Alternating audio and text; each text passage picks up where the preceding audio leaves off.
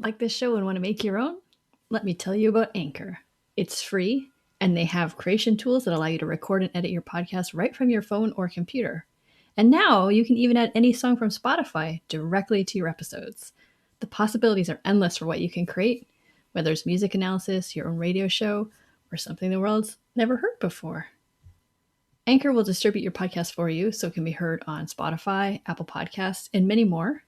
And you can also make money from your podcast with no minimum listenership.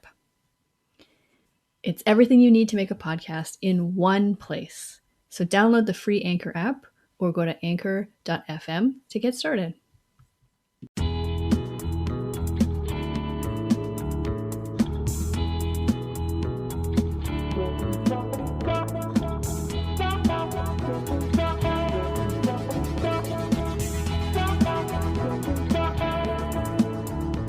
Hi, and welcome to the Vocal Fries Podcast, the podcast about linguistic discrimination. I'm Carrie Gillen. And I'm Megan Figueroa. Today we have an email I'd like to start with. Technically emailed us before the last episode. I thought we'd save it for this time. Oh my gosh, you just sounded like you were bragging about how popular we are. Oh my god, speaking of popular, suddenly on Twitter, we finally blew up on Twitter. Yes, finally.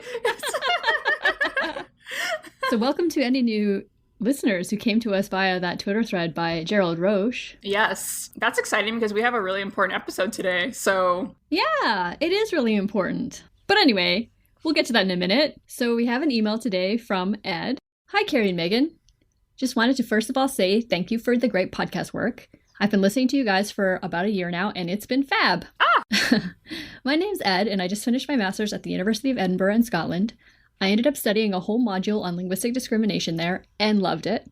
In fact, my professor told me about this podcast originally. Oh, awesome. While I was there, I wrote a paper and eventually a dissertation about filmic representation of real/fake dialects, and I had a lot of fun doing it, and I thought maybe it would be something you guys would like to talk about on the show. In particular, I wrote about Hollywood Indian English, which is a variety of English that only exists in the media and not real-like, to simplify. But the issue runs much deeper than that. There's a particular book on the subject called Dialect in Film and Literature by Jane Hodson, which I believe covers certain issues in the field pretty well. If you like, I can link you my particular paper too. Yes, please send it to us. I should have responded sooner. Yeah, we can share it. Yeah, we'll put it up on Tumblr and our website, and we'll share it on Twitter. So yes, hope you guys are doing well. Ed. Thanks, Ed. Yes, thank you. I always like to hear pop culture stuff that's related to linguistic discrimination or linguistic injustice, as Gerald said. I loved that. That was great. Yes, because it's both, right? I mean, of course, it's discrimination, but that leads to injustice. That's the whole point.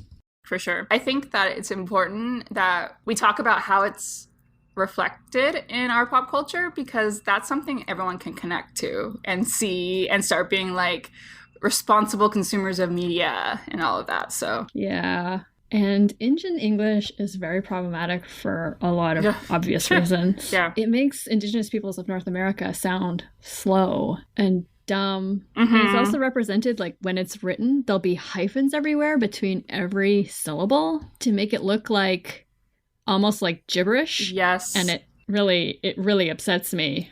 Yeah. Yeah. So, yeah, are you talking about like in novels and when they're doing dialogue? You're right. Yeah. Speaking of, well, not a novel, but a book. Nice transition. Thank you. Finally. That's all I ever try to do is just be smooth. That was definitely one of the smoother ones. Thank you.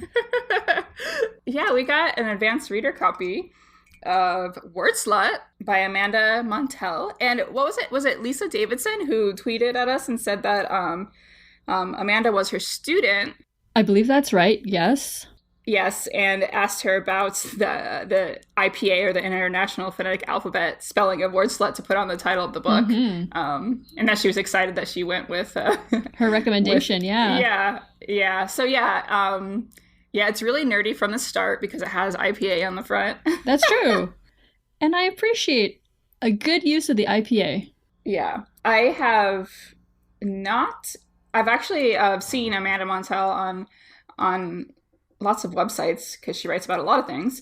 But I haven't gotten that far into it because this is I have given myself 3 books to read this month by Black women.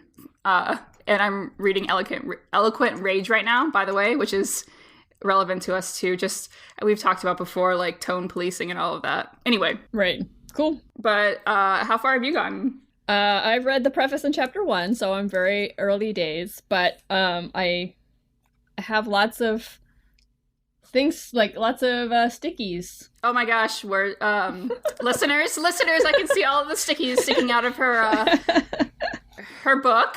It's very professorial.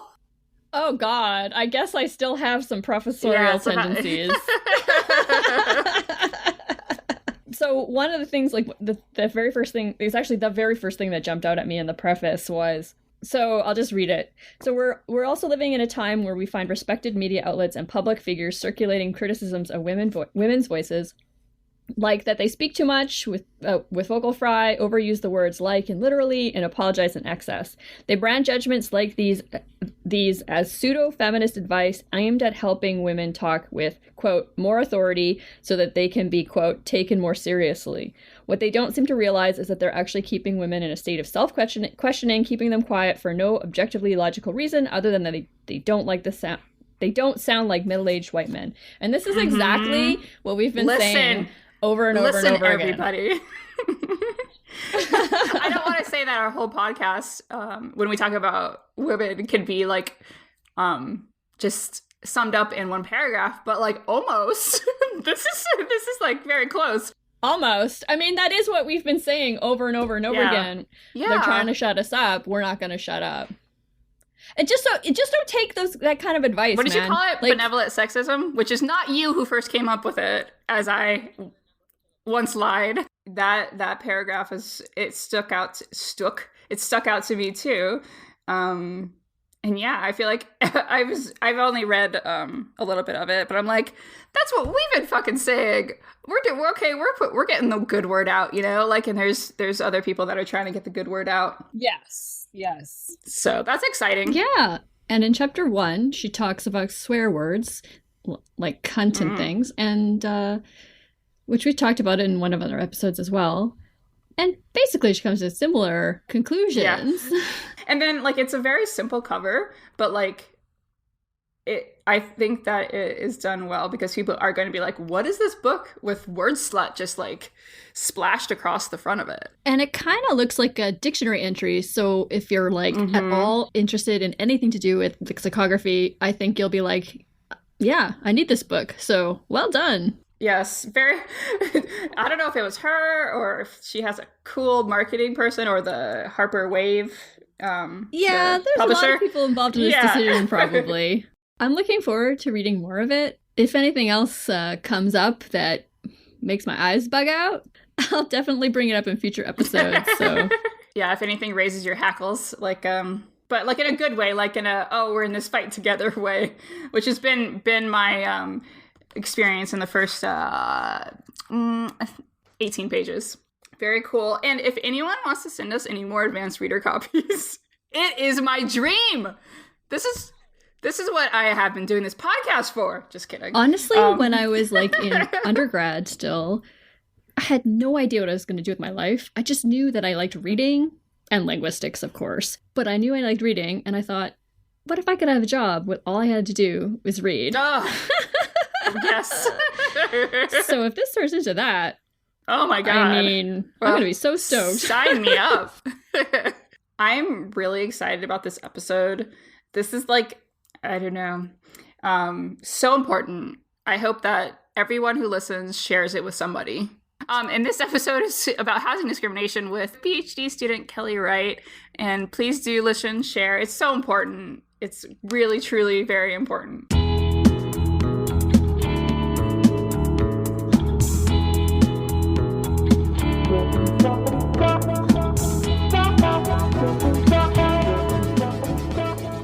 Today we're here with Kelly Wright, who is an experimental sociolinguist who's pursuing her doctorate at the University of Michigan. Her work combines theory and methodology from sociolinguistics, neuroscience, phonetics, corpus linguistics, and machine learning. And right now, she is studying dialect discrimination in the housing market, looking specifically at how perceived racial and regional identities shape access and opportunity for minority speakers. Thank you so much for being here, Kelly. Thank you for having me. Yeah, I'm so excited to chat with you today about this. I was just in New York for the LSA, and I went to the Tenement Museum. Do you know it? I do, yes. Yeah, it's really cool. It's unlike anything I've ever seen. You get to go in the Lower East Side into an old apartment building, and they tell you the stories of people that live there. And I think so much about renting and housing discrimination. And so I'm so excited to talk to you about this. Just kind of start from the beginning, really, and set up some context. What is housing discrimination? What does it look like in real life? Yeah. So in 1968, we passed the Fair Housing Act here in the United States, and that protects homebuyers from discrimination based on a number of protected classes. So that is race, color, sex, national origin, religion, familial status, or disability. And that list has actually never been edited. So those are the only classes that are protected under the Fair Housing Act still to this day. It's been 50 years. It's fine. Right? Nothing's changed in that time frame. Yeah, not at all. Yeah. The wheels of progress go slow or something. Right. I'm not exactly sure what color means. So what it looks like, what it legally looks like, there are a couple different ways. So there's discriminatory housing ads, and you'll notice that if you look at like any Craigslist ad is like, does this look discriminatory? Please flag it. So that would just be like basically somebody saying something very specific, like, no Muslims or something like that. Right, which does happen. Yikes. Which I have seen in my work. Well, is this kind of similar to how I've seen ads that say we are LGBT friendly? Because there must be ads out there that are like discriminatory. Right. So usually the cases that are most successful are about that kind of thing. There's also like some different terms and conditions that are given to different people. So basically, if you might have like two people of different backgrounds in a family, one person calls one day and gets a different offer than somebody who calls the next day. So I've heard a lot of personal stories from people sharing that kind of thing with me after I started talking about this stuff publicly. There's also steering is something. So I show up, I don't look like I sounded on the phone, and they suggest a property in a different area. Or I call about a property in a lower income area and they suggest something in a higher income area. That's illegal. They're supposed to give me information about what I call about. Yeah. So this is what housing discrimination looks like, is sort of you just don't get access to anything that you can afford. Wow. And I guess I'd never thought about the opposite, where they would tell you something about something that's higher. Right. That it costs more. Right. Because we don't normally think about it in that direction. Yeah. And I get that a lot, especially from people who are like American and are looking for property in another country, like in the UK, or they move like to Germany or something, and they're like, "Oh, you definitely don't want to be here. You want to be with like other American speakers in a different place, like this kind of place." I get a lot of stories from people who are just like, no, I really want to live in this neighborhood. Like, I just like it here, or it has exposed brick. Like, it's what everyone wants right now. So do you know anything about the laws in the UK or Germany, or like, do they have similar kinds of housing laws? I don't know as much about them. I haven't studied individual cases there. It's just like anecdotal evidence from like people who know I work on this and call me and like, this has happened to me. This has happened to me. So it's ubiquitous.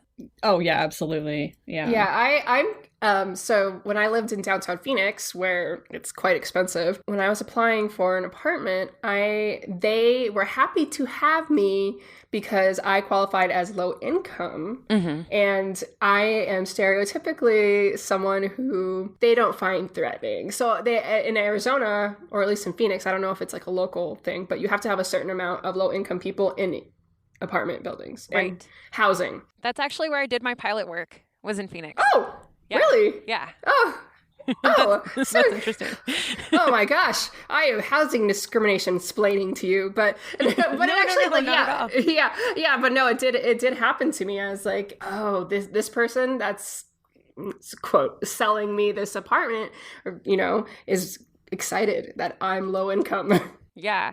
I just knew that they were like cha-ching, and I was like, this is fucked. Yeah, I actually didn't know that. That's interesting. Because I had, some like unexpected pilot results kind of, and that sort of like puts into perspective some of the places where people were like, oh yeah, it's great, like come down here, because maybe they perceived me to be a little more lower income than. Yeah. That's interesting. I'm gonna go back and look at those now. Yes. So yeah, that kind of leads into the next question, which is about language. So what does language have to do with housing discrimination? Since this is a language podcast. Yeah, exactly. Everything. No, so discrimination still legally is an act that only occurs in proximity. So I have to be in front of you for you to establish my membership of one of those protected classes, my race, my color, my national origin, my familial status. But how you sound on the phone actually keeps you from getting to the door in a lot of circumstances. And so there has never been a successful case of dialect discrimination tried in the United States in the 50 years, because discrimination is something that has to happen in physical proximity. You have to see me. Although that's ridiculous. We know that we recognize individual voices and individual characteristics from people's voices. We've shown that in several different types of scientific studies in cognitive science and psychology and linguistics. So what I'm doing is trying to build out evidence to be used exactly for that, to allow people to go into the courtroom and say, I sound this way. And when people hear me, they hear a Black person, or they hear an older person, or they hear a Southern person. And that comes with certain attitudinal assumptions about a voice. That's really important. And you're kind of telling us the answer to this next question that I had was, and I know, the answer is, are there certain speakers that are affected or discriminated against more than others? Yeah. Well, so what's surprising about this phenomenon is that it actually works kind of in all directions. So basically, it's sort of like a we want our neighborhood to be our neighborhood sort of phenomenon. Okay. Yeah. So it's like in the African American community, if somebody sounds more affluent or white, they may say, do the steering thing and be like, you don't want to live here, maybe you won't fit in, or this kind of stuff. So it is basically just different sounding people. However, minoritized speakers are at a disadvantage in general in the housing market. And so sounding more like a member of a minority community, whatever minority community that might be, is puts you at a disadvantage on the phone. And can we hear some examples of what that might sound like linguistically? So in this study, the original study was done, there was a study done 20 years ago by Pernell Itzardi and Baugh. So John Baugh is linguist, and he has 3 native dialects. So I'm using my 3 native dialects in this study. Which are? African American English, Southern American English, and Standard American English. I emphasize that they're my native dialects because people often ask me if I am performing these when I'm doing the work. It's like, nope, I have 3 voices. They represent like who I am and what I do and where I'm from. And it's funny because we do these kind of studies with bilinguals, and nobody ever is like, when you're performing Catalan or when you're speaking standard Spanish, it's like, nope, I just speak 2 different languages. My African-American voice is something more like, hello, I'm interested in looking at an apartment and, I'd like to learn more about your property. And the Southern voice is like, hi, I'm calling today to find out about what apartments y'all might have available. Right. And then the standard voice is more like this, except it's more like a radio voice. It's kind of like, hello, I'm calling to learn more about your property. Whoa, like it's like excuse me. Just, you want to talk about vocal fry. That's pretty much all that it is. Whoa. Yeah. So listeners, we have 1 person here with us. Yeah. Yeah. No, I swear. Yeah. So amazing. The interesting point, so I tested those voices early on in this study to see, to make sure that people were hearing 3 different people and what they thought about those people. So in an utterance like I just gave you, just a couple seconds long, we got 3 very different attitudinal assessments. So actually, the The African American voice is interesting because it's all the extremes. It sounds less pleasant, less feminine, less trustworthy, less confident, but more poor, more difficult, and more masculine than any of the other voices. The Southern voice has it's the least masculine and the least difficult sounding. It's also the most feminine sounding, which is interesting. And the standard American voice sounds the most educated, the most rich. There are different measures for rich and poor sounding voices. So it's the least poor and the most rich, and the most pleasant, the most confident, the most trustworthy. And the range is within about 20%. So the African American voice sounds 20% less trustworthy than the standard American voice. And those words that we asked people actually came from a national survey of rental professionals that I did. So I asked people, how do you describe an ideal tenant? And they used words like confident, educated, trustworthy, right? What does confidence have to do with being an ideal tenant? Get out of town. But they were just talking about like people over the phone. Like people come with questions ready and they ask, like this kind of stuff. So they know what they're doing. Basically. You're not wasting their time. Exactly. Oh, because their time is so precious. Right. Oh my gosh. No, but don't you hate it when people waste your time? I mean, what do I have to do? No, but I'm hearing these assessments that people have of the 3 different voices that you use, and there's like a rock, just like feel it in the pit of my stomach. I'm just like, I'm not surprised, but can't we be better? And I'm also like trying to be understanding, because these are like narratives that we've all lived with our entire lives. Like, we don't even know we're doing this a lot of times, but it's so gross when you hear it out loud.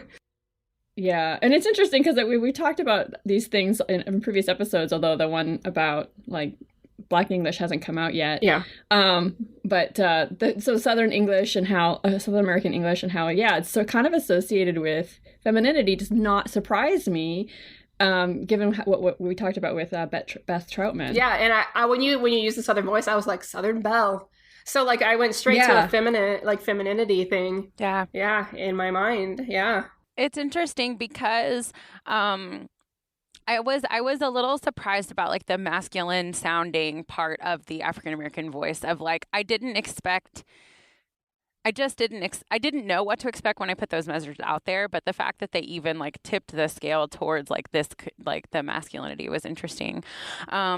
Because the standard voice is so low, right? I mean, the F0 is just at the floor for the standard voice, and yet the other one is much more. Yeah, so it's interesting.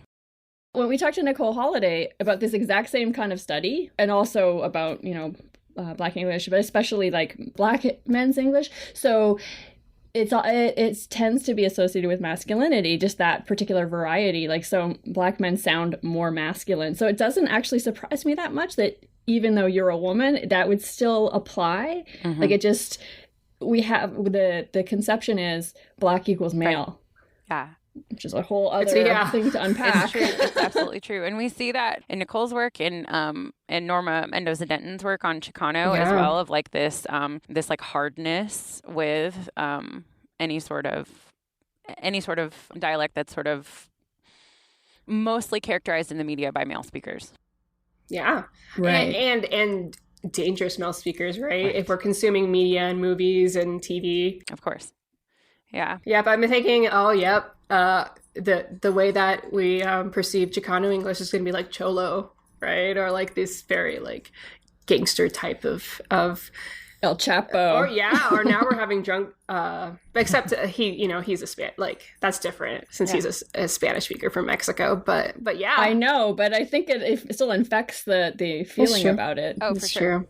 Yeah, people don't make that distinction. No. Yeah, so my study these is are split-second distinctions, right? Yeah. When you're asking people to do these assessments, they're kind of like, this is the gut feeling. Right. And they get, the thing is, it happens, I mean, we can make accurate identifications in the space of a breath. So just me breathing in to say the word hello, just hello, like that's enough for you to know that I'm female, to have a good idea of what my age is, and race. So you can get all three of that in just like, a couple hundred milliseconds. So I give them a second, 1 to 2 seconds of stimuli, and I am a different person. They craft an entirely different person in their head, which is crazy.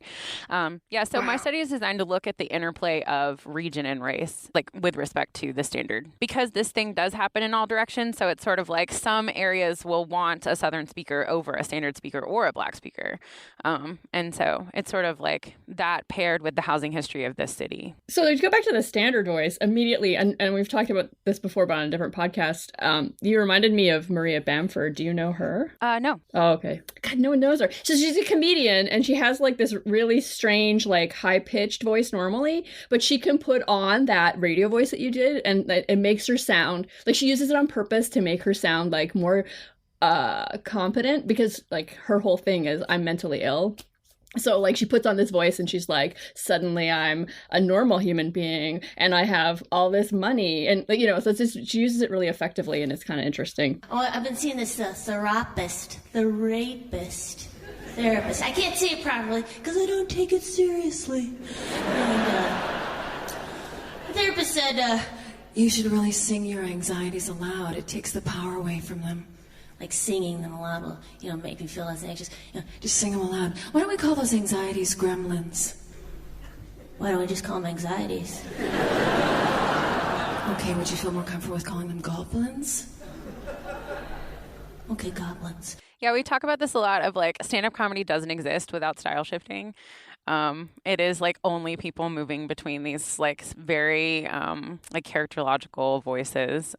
It's really fascinating to me how it's like people don't think you can do this with a voice. Okay.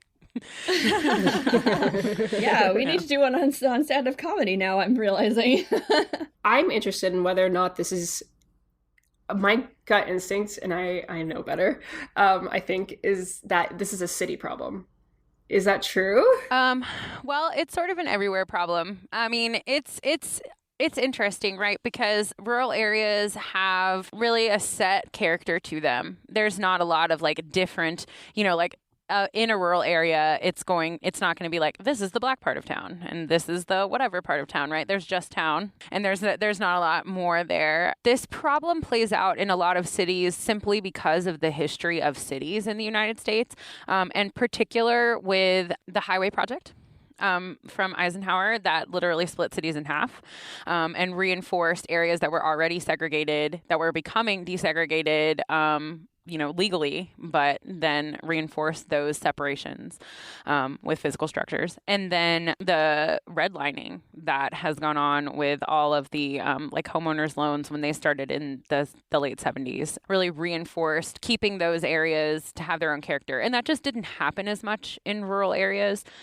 simply because they didn't put highways down and people weren't getting loans. Yeah. That was my feeling. And you must know blockbusting. Yes. Which is something I just learned about, and I wonder, I'm sure you read it, The Color of Law. Oh, I actually have it. Yeah, it is on my desk. I'm taking a class at the law college this semester, and it's very fascinating. Yeah, so I got it at the Tenement Museum. That's why I brought it up. Oh, nice. And I would recommend it to everyone, because I just thought Blockbuster was like a video store. But Blockbusting, an example of it is when they would hire an African-American woman who has a baby to just walk through white neighborhoods, and basically like the realtors would be like, oh, well, looks like the element that we didn't want to come in are coming in, so you better sell your homes to us dirt cheap and get out of here. Mm-hmm. Yeah, it's fucked up, and I had no idea about this. So redlining and then all that other stuff. I mean, we have quite the history of segregation here. It was absolutely amazing to me to see how complicit government officials and businesses were in white flight. I mean, you think that it's just like, oh, this was a product of the times. It was like, no, people literally drove white people out of cities. Like, they drove them out. Yeah. And then instantly we're like, look how bad our cities are. And it was like, well.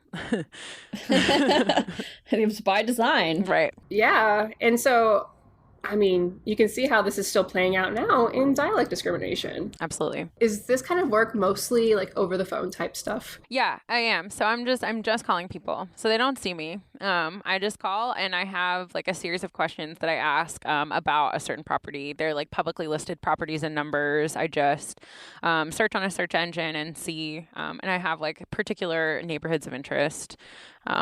I've done a ton of archival work, like so going back to like the corpus linguistics and machine learning and things like that. I have a very large corpus of apartment descriptions going back a number of years for like how people were talking about property in the area. I also have a ton of these redlining documents of people who went into an area and wrote down street by street, like, I saw X spooks today. Oh, God. Whoa. Right? Oh. Yeah. Oh. In, like published government documents. Yeah. Right. And so that it's been a lot of like correlating the character of a neighborhood over time. And now I'm doing the experiment. And then later, after I get the calls, I have like perceptual experiments planned for sort of what is the material in the voice that people are picking up on that builds this like social identification, which is something that has eluded us so far in a lot of our experimental designs. We don't, John McWhorter has coined this term black scent, but we don't actually know what the material correlate of that is. So that's what I'm working towards. Yeah, because I'm wondering how that's going to interact with Southern, too. And a lot of people have asked, how do you account for like it's a female voice as well, right? And I'm like, well, at least it's all my throat, right? Like I am the same person. I've controlled for, speaker variants by using my own voice in all three. And so I actually think that buys me some good control there. But yeah, we'll see. I mean, I can't speak to the fact that sometimes maybe it does have to do with me being a woman and not me being Southern sounding or black sounding. But I will say that most of the people that answer the phone are female. There just aren't a lot of males that are doing this property managing thing. Not in the kinds of places that I'm looking at. Perhaps I'm looking at rental properties specifically. Like, because you don't usually get, it's they want to see you. They want to meet you. It makes more sense that I'm actually there for owning a house, that kind of thing. So right, exactly. Yeah. So yeah, maybe later. Plus, yeah, there's a bunch of other things going on too. I mean, I'm wondering if that's a thing that's changed now, if it was mostly men when the original study came out. Do you know? Yeah, I don't know. I know that they made a large number of calls. And the housing market has changed so much. So I actually ran into I think that a lot of people in linguistics now are talking about the problems that we have with replication. Yeah. As we are in all the social sciences. Right, exactly. And so I ran into that issue of I was going to try and replicate the Bay Area, which is where the original study was done, is so different now. I mean, the area that was the poorest has $3 million homes in it now. So it just simply wasn't possible. Things have changed so much about how the housing market works. I mean, there are individuals in the market, and that didn't used to be a thing. Oh, yeah. That makes sense. I've talked to John Baugh a few times about like the kinds of places he called, but I never asked actually about like, did you get more men on the phone than women? Yeah, that'd just be interesting to find out if there's been any shift. Because when was that study again? It was in 99. Published in 99, so. It can't be that different, right? I don't think there was that much of a shift, because I think that even probably by the early 90s, it was mostly women. I'm going to guess. So how about in person? I know this isn't about your study, but like, have you, like, I know you can't always tell, but have you experienced discrimination in the housing market when you show up? I don't know if I necessarily have. I mean, I've lived in several places and I've gotten different apartments. I've never had someone sort of like count me out after meeting me. I have tons of people who have told me stories of this. But so when I first started doing this study, I realized very quickly that because I only use my African-American voice with my family mostly, and a few friends, that I was not prepared to use it on the phone. So I had a really hard interesting. time when I pick up a phone and I talk to a stranger, I don't use my African American voice, and that says something. And Yes, it so does. we talked about this a lot. I was like, it's got to be inauthentic and weird, and I can't maintain it because I immediately want to accommodate. And so what do I do? And so I practiced for like 4 months. I was reading everything that I was reading aloud in that guise, and I was using it at the grocery store and at the bank and like around. And I was like, oh, I mean, it was like people treat me differently, like so differently, just hearing this voice come out of me. And also like a lot of people ask me if I'm Latina. I mean, I'm mixed race. And so people just don't see Blackness in me when I'm out and about. Yeah, that didn't happen when I was using my African American voice. It was clear that they were like, okay, your questionable ethnicity makes sense now. Yep. And so, I mean, literally those few months really sort of like honed in for me how potent it is, and how using my standard voice or Southern voice with strangers most of the time, because there's something about it that it just comes out when I greet someone. Because like, as a little kid, you know, people tell you to be polite. They tell you to be nice to people when you're out. And that was my main dialect for most of my life, was the Southern voice. And so, yeah, it makes a big difference. And and maybe that has something to do with being in Michigan. I don't know. Okay, this is where you were doing the practicing out in the world. Right, because Michigan. that's where I am. So it was just in my daily life around here in Ann Arbor and suburban Detroit. So where did you develop your Southern voice? So I'm from Knoxville, from Tennessee, largest city in Appalachia. So it is an urban Appalachian dialect, which is considerably different than others. It's noticeably urban to other Southern speakers. So yeah. Even I could tell, like it sounded like a very polished Southern. Yeah, polished, yes. Yeah, we talked to Paul Reed about Appalachia, Posh, yeah. And I could tell that I have so much to learn about the region. Paul Reed and I went to the same undergraduate university. Oh, really? Yeah. He's a good friend. He is a gem. A sweetie. He's a sweetie. What a guy. Anyway. That's so true. I actually want to go back to something. You mentioned earlier, like people were noting whether someone might be old. Do you find ageism is a thing that happens? Maybe. Yeah. So I think, it definitely happens on the phone. And I've heard people say some things like, so I have this one question that sort of gets a little more at like the person's assessment of me as a speaker. Like I ask sort of like a good fit question at the end. And I'll have people say like, a young woman like you like won't have trouble with this, that, and the other thing. So they're definitely like hearing the like youth in my voice. And I guess I sound and look younger than I am. I think that it matters a lot. And that seems to be one of the more salient characteristics in these earlier studies. It's Scharinger et al. 2016. I can send it if people are interested. But it's that's the first thing people pick up on in a voice that they don't know is age. Even before gender. So it is one of the more salient characteristics. More than gender, but it's near simultaneous age and gender. Okay. But you do get age, and especially with like this a minoritized voice like sounds more male. It's sort of like, as I'm trying to figure out if you're a man or a woman, I already know if you're older or younger than me. You use yourself kind of as like this. It's like an egocentric perception of like, is this person above or below or in the same line as I am?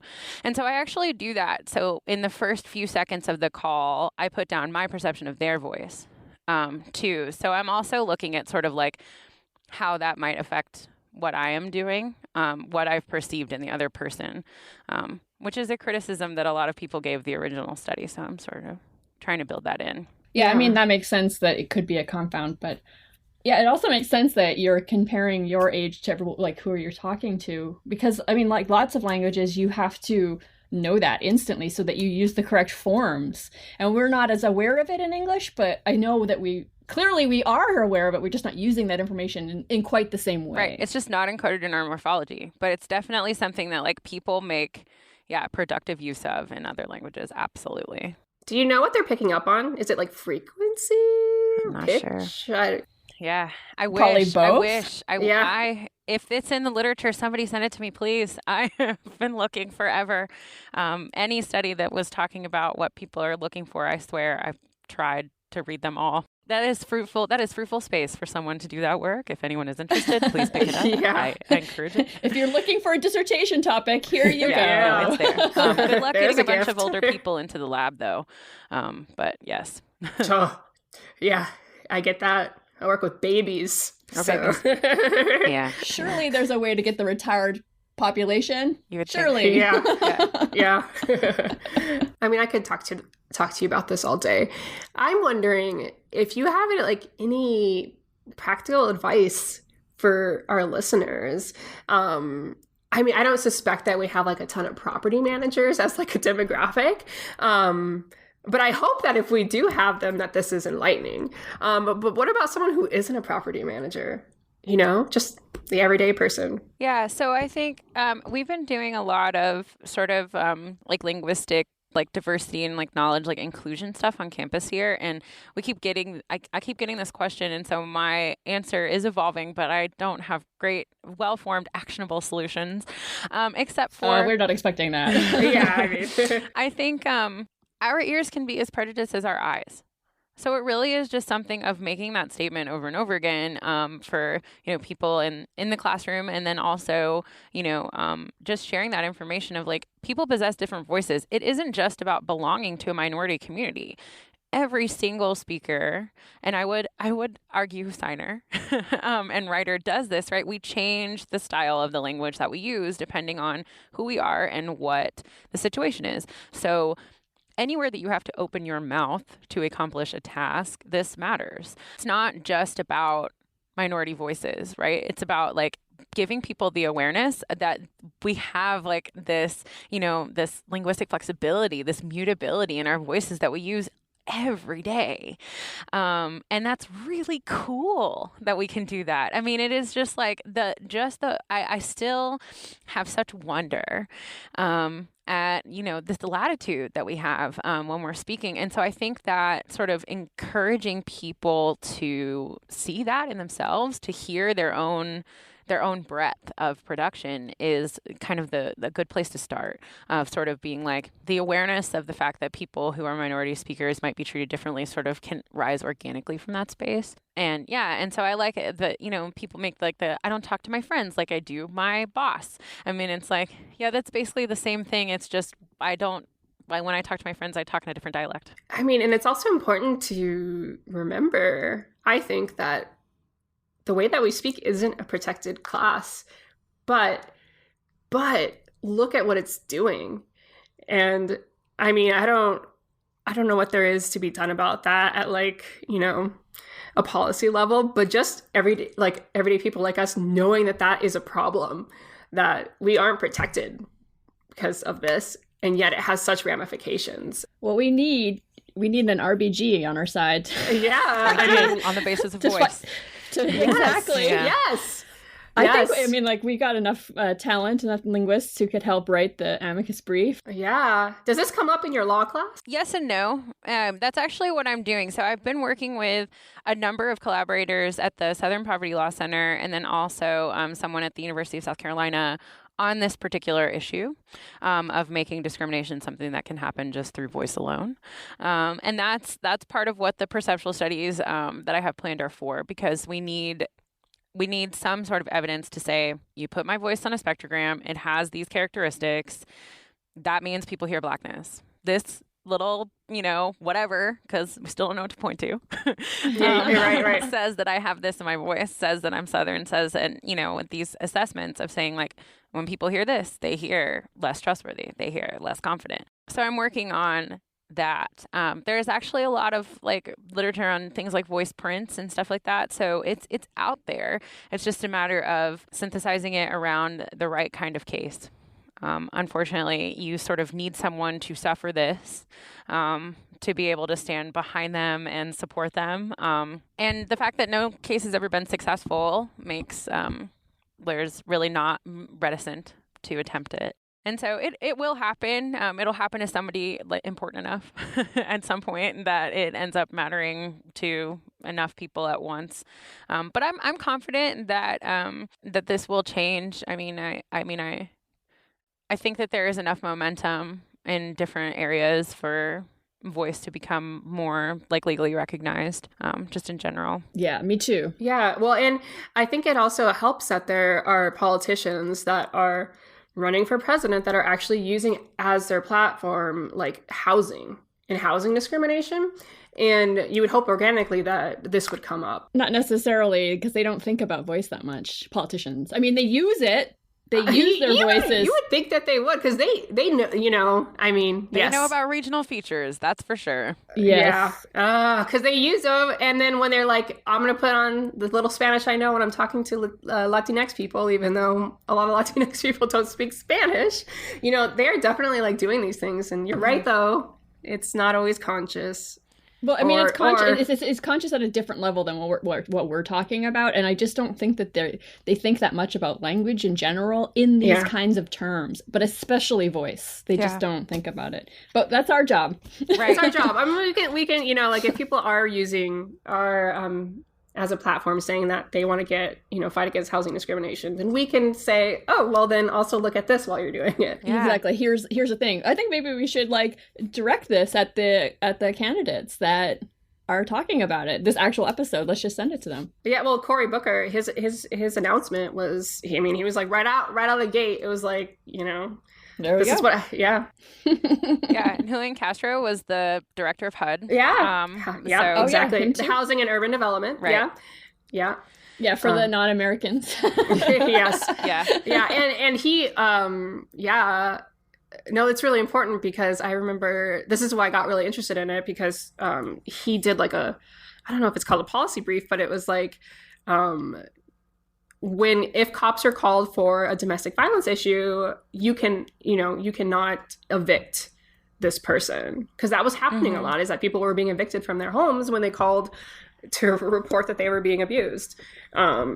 So that's another thing that, you know, we may not think about when it comes to housing discrimination. So it's just, language is another thing that hopefully gets to be important or gets to be talked about in these arenas. So yes, no, we'll send you, Kelly, to everyone that we can. I think this is such an important episode, a really important topic. And I was so stoked when I saw, I don't know how it happened. I think Dominique Canning, for some reason, was like saying something. And then I was like, what does Kelly Wright look at? Oh my God, we got to have her on. Oh my gosh, thanks. So, yeah, it's been a long road, and I'm really glad that it's hard to do. It's hard to invite discrimination into my daily life. To just be like, I'm going to sit down and allow someone to do this to me on purpose. But I really feel like it's worth it. Yes, absolutely. Yeah, this has been going on since the beginning of our country. It's been ever since we were building houses, people were being shut out of the more, desirable areas. So I hope that, there's significant motion on it at some point in my lifetime, at least. Please. Yeah.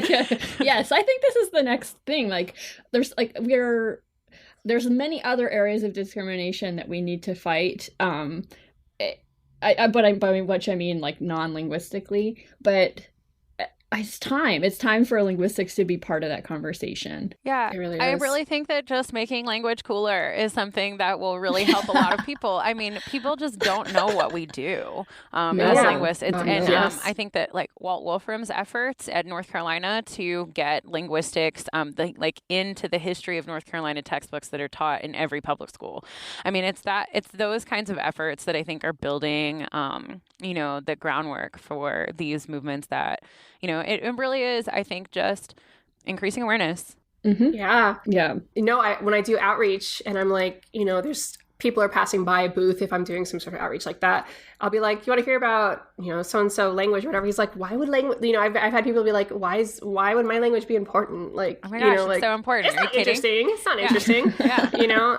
yeah, there are so many people that just don't even know to think about how amazing their voices are. I have a lot of hope for it because it's making its way into popular culture. Like with the movies like Black Klansman and Sorry to Bother You this past summer, those were 2 movies about people using voices for these, like, you know, well, maybe Sorry to Bother You wasn't about social change, but it was very much like it's like about this fluid movement of language in different spaces, and how powerful it is, how really powerful it is for us when we start to think about a person, who they are. You always say, like, I don't know, that person like sounded sketchy or something like that. Like, Yeah, it's very it's much true. a matter of, like, we do a lot of work when we're listening. Yeah, definitely. Well, you're doing it, the good work. You are putting in the work. So thank you for your work. Thank you. Of course. It's important. Of It's course. so important. I appreciate And- your interest and support. Yeah. Yes, please. Anytime that you make some progress on this, send it to us so that we can share. We have a little bit of a platform that we can use. So, Of course. Yeah, definitely. Yeah. Thank you so much for being here with us. Yeah, thank you. That was so super fun. Thank you for having this podcast and talking about the things you all have talked about. It's wonderful. I've been a huge fan from the beginning, so I'm really happy to be here. Yeah. Thank you. And when I say it this time, gosh, I just mean it in a different, like, in a just more powerful way. Don't be an asshole. Don't be an asshole. Thanks, Kelly. Thank you. Thank you. The Vocal Fries podcast is produced by me, Carrie Gillen, for Halftone Audio. Theme music by Nick Granum. You can find us on Tumblr, Twitter, Facebook, and Instagram at VocalFriesPod. You can email us at vocalfriespod@gmail.com, and our website is vocalfriespod.com.